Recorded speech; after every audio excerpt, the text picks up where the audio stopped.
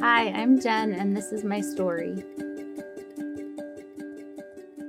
My mom is Catholic, my dad is Baptist. Growing up, I struggled at times feeling sad, lonely.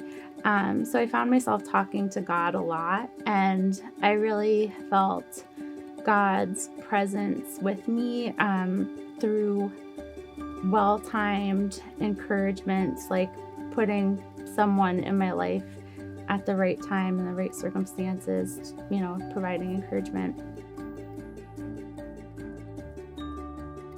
When I've thought about everything in my life, the big overarching theme seems to be God gently reminding me that He is in control and to trust Him through various circumstances in my life. One of the biggest examples of that was when I was in college in downtown Manhattan. I was a freshman when September 11th happened, and it was, very scary experience, and to think I didn't know if I would live or die in the moment or what was happening.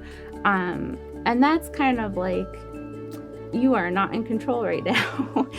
And, even it was just a scary time, not just that day, but, with terrorism happening, living in a major city, possible long-term health effects from the bad air, whatever else, just learning to day by day accept the fact that you're not in control of your circumstances, but there is a good God who is walking with you through all of it.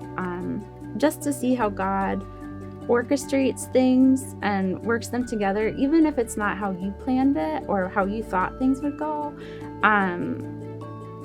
He has a plan, and He's working all things together for the good of those who love Him. So I've seen that time and time again. In the beginning, God made the world.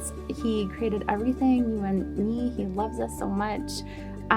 But we sinned, every single one of us on the planet has sinned. It's not just like you are a bad person. No, we're all messed up.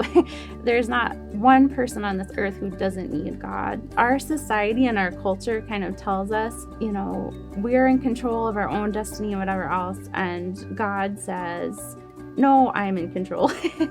And God has been so kind and loving to me to remind me in gentle ways throughout my life, nope, let go of control. I'm in control. And things always go better when I remember that and relinquish control.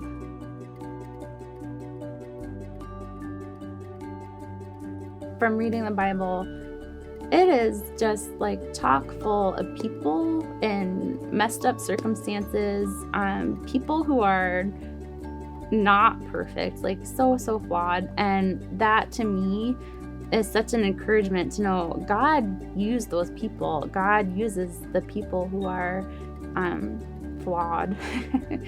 And every single one of us on the whole planet is flawed, right? So I guess He has to use flawed people because we're all flawed. But another verse that has been so near and dear to my heart, Isaiah 41, verses both 10 and 13 talk about how it's in the first person, God saying, don't be afraid. I am holding your hand. I'm with you. I'll help you. And I'm a words of encouragement person. And so sometimes just remembering, God's precious words to us, it just feels so real and so personal. And I mean, those kinds of things have been such an encouragement to me to remember God is really close, and He's in control. And as Romans 8:28 says, He's working all things together for the good of those who love Him. God is near us, and even if it seems like your prayers aren't being answered, or it seems like God isn't there, He is there. Sometimes He will answer yes. Sometimes He will answer no. Sometimes He answers wait. But God is always there. He's always with us. And never be afraid to go to God with your messy life and messy problems. God was one of us. God came down as Jesus, so He knows. Nothing surprises Him. There's nothing we can do that.